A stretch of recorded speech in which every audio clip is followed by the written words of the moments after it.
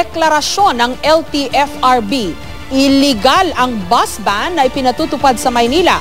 Lumalabas din na hindi katanggap-tanggap sa ilan ang ipinatutupad na solusyon laban sa traffic na sumasakal sa syudad.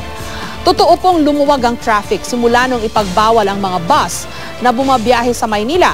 Pero ang kapakanan naman daw ng mga pasaherong sa bus lang umaasa para makapunta at makaalis sa Maynila, tila napabayaan. Naibsan ang isang problema pero lalo namang lumala ang isa pa. Ang traffic po ay isang komplikadong suliranin na nangangailangan ng sistematiko at mabusising pag-aaral pati na ng sapat na konsultasyon. Sa mahigit 2 milyong sasakyan na bumabiyahe sa Metro Manila, mahigit 1.2 milyon ay pribado. Dumarami ang mga sasakyan, halos hindi naman lumuluwag o nadadagdagan ang mga kalsada.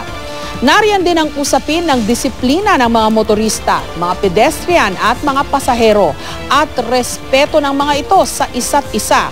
Mahirap ding lumikha ng isang solusyon na hindi isinasaalang-alang ang lumalaking populasyon ng mga urban centers gaya ng Metro Manila.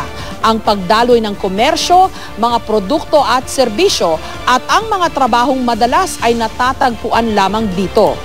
Traffic nga ba talaga ang problema o epekto lang ito ng mas malala at mas malaking suliranin na dapat bigyan din ng pansin?